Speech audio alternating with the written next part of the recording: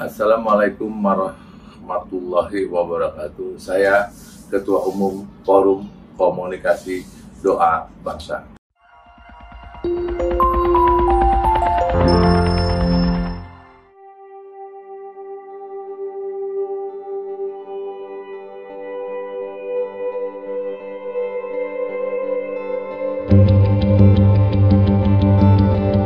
Program kedaulatan pangan yang Bapak paparkan pada episode sebelumnya ini, Pak, sudah dilakukan di mana saja, Pak? Kemudian komoditas apa saja dan target yang ingin dicapai seperti apa? Untuk masa produksi ya, di 2020 ini ada 8 provinsi fokus ya untuk budidaya pangan. Yang pertama adalah di daerah Jawa Barat, Jawa Tengah, Sulawesi Tengah, Kalimantan Tengah, Kalimantan Barat, Provinsi Lampung, dan Provinsi Riau. Dan komoditas yang ditanam adalah fokus dulu kepada padi, karena memang padi ini menjadi kebutuhan yang sangat-sangat mendasar, kebutuhan pangan yang sangat mendasar, sehingga kita fokus di padi. Adapun di Provinsi Sulawesi Tengah adalah fokus di bawang goreng dan bawang merah. Kemudian di Lampung singkong, dan di Riau adalah sayuran. Ya, memang sengaja di Riau ini budidaya sayuran karena memang di daerah Riau sangat sedikit sekali sayuran, khususnya di daerah-daerah yang memang sayurannya dikirim dari daerah-daerah Padang ya, dan Sumatera Utara, sehingga fokus daripada budidaya padi ini sangat berkaitan erat juga dengan dampak COVID-19 ini, di mana dampak COVID-19 ini sangat berkaitan erat dengan pangan, ya, kebutuhan pangan. Selain daripada permasalahan kesehatan, permasalahan ekonomi, dan permasalahan keuangan, maka pangan sudah menjadi satu keniscayaan yang harus diperkuat.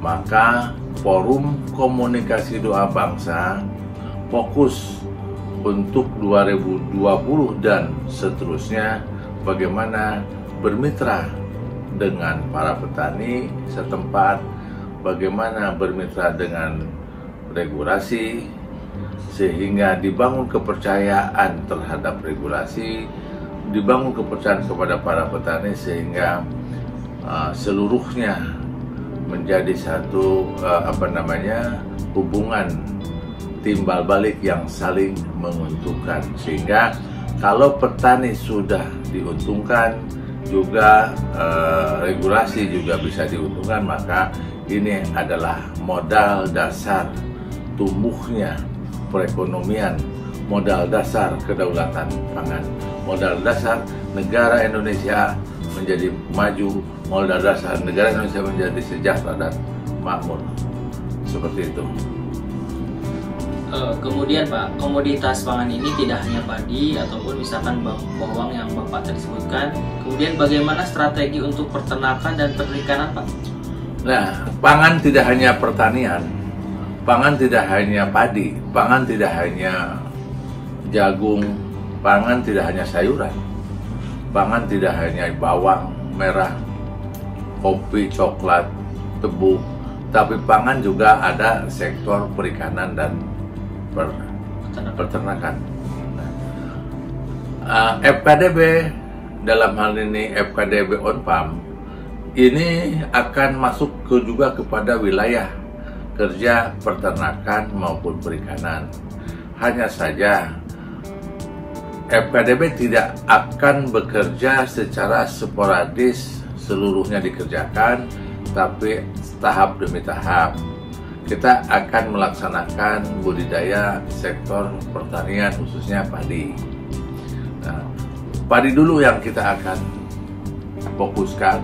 Nah, padi dulu ini yang akan kita bermitra dengan pemilik lahan, FKD bermitra dengan petani, FKDB bermitra dengan lembaga-lembaga keuangan, bermitra dengan regulasi, membangun bagaimana ekosistem budidaya padi ini bisa berwujud. Bagaimana padi ini bisa konsisten produksi di atas 6 ton, di atas 7 ton, sehingga kita punya target pencapaian target 8 ton ini tidak muluk-muluk berdasarkan satu data. Dan ini yang akan kita bangun. Untuk selanjutnya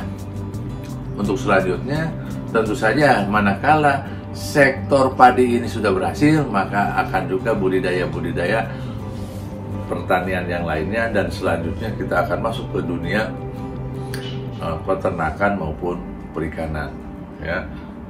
Mungkin nanti juga ada ahli-ahli yang lain yang memang sudah lebih dulu dia budidaya di sektor peternakan maupun perikanan, ya. Saya kira hanya memang FKDB ini adalah karena kelompok yang dibangun oleh FKDB adalah kelompok usaha kecil, kelompok usaha-usaha rumahan, kelompok usaha-usaha yang rakyat dan lain sebagainya, sehingga model bisnisnya ada lebih kepada kerakyatan. Sehingga nanti kalaupun FKDB membangun sektor peternakan, bermitra dengan para masyarakat. Contoh, saat ini kita uji coba. FKDB sudah uji coba, sebenarnya sudah sangat lama uji coba, udah dari sejak 2008-2009 kita sudah uji coba, ya, di peternakan sapi, ya, kemudian juga peternakan kambing kita uji coba, ya. Nah, sapi ini difokuskan, ya, yang punyanya FKDB adalah di salah satu saya namanya Kampung Mandiri, ya, di Indragiri Hulu, Kecamatan Sungai Penyu, ya, Pasir Penyu, Air Molek, Indragiri Hulu, ya. Itu peternakan sapi, ya. Walaupun skala sangat kecil, tapi kita bermitra dengan masyarakat, ya. Kita awalnya hanya 23 ekor lah awalnya, kemudian berkembang biak dan lain sebagainya. Kemudian melibatkan masyarakat di sana, petani, peternak di sana, kita bersama-sama sehingga sapi kita ada 18 ekor di tetangga-tetangga kita. Di kandang kita ada kurang lebih sekitar ada 31 ekor, gitu, ya. Itu yang diuji coba di Provinsi Riau, ya, berternak sapi lokal. Sapinya pun juga sapi lokal, ya. Kemudian di Sukabumi, tepatnya di di salah satu kecamatan Sukabumi, desa, ya, kampung Cilubang, Kecamatan Cicantayan. Nah, ini berternak kambing. Itu juga sama, kita punya kandang, kemudian sebahagian kambingnya kita diternakan di tetangga-tetangga, sehingga begitu. Hanya memang peternakan ini kita belum fokus 100%, belum fokus, baru dalam tahap-tahap dicoba, seperti itu. Sehingga ini juga sama nanti konsepnya, peternak harus untung, peternak sapi harus untung, semua harus untung, seperti itu. Sehingga bobot kenaikan daging dari sapi, bobot kenaikan daging daripada kambing, nah, itu harus setiap harinya harus terukur dan meningkat, sehingga ada standar minimalnya, ya. Karena kalau misalnya tidak memenuhi standar itu, memang kita gagal dalam berternak, seperti itu. Kalau untuk perikanan ini belum, baru tahap kita uji coba kecil, tapi belum masuk di wilayah itu. Sehingga kalau peternakan, insya Allah di 2021-2022 kita akan uji coba yang jauh lebih agak membesar, ya. Ya memang di daerah Cidubang diharapkan ya sekarang ini memang jumlahnya masih sedikit ya, masih sedikit, sekitar ada 35 ekor.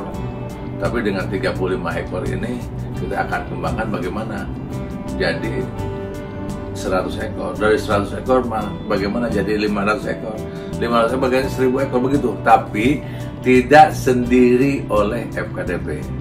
FKDB bersama petani, FKDB bersama masyarakat yang dipercaya oleh regulator, dipercaya oleh petani, dipercaya oleh masyarakat. Nah, karena misinya adalah bagaimana mengedukasi seluruh masyarakat ini bersama-sama dengan Forum Komunikasi Doa Bangsa.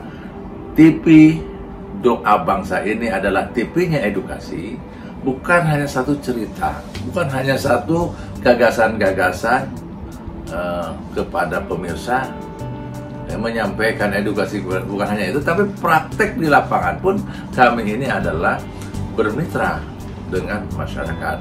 Contoh yang sekarang dikerjakan di Kota Palu ya, Kota Palu, Kota Madia Palu, Sulawesi Tengah. Kita di sana budidaya bawang goreng ya. Ini juga bermitra ya. 50% dengan petani, 50% kita. Bagaimana kita menanam bawang goreng ini menggunakan, karena ciri khas Kota Palu adalah yang spesial, yang terbaik. Saya katakan terbaik di dunia, terbaik di Indonesia, terbaik di dunia adalah bawang gorengnya produksi dari Palu yang luar biasa, sehingga enaknya luar biasa, keringnya luar biasa, yang luar biasa tidak ditemukan di tempat-tempat yang lain. Maka potensi ini harus kita kembangkan bersama FKDB, kita kembangkan bawang goreng Kota Palu. Saya kira itu yang bisa saya sampaikan. Demikian, alhamdulillahirobbilalamin. Wassalamualaikum warahmatullahi wabarakatuh.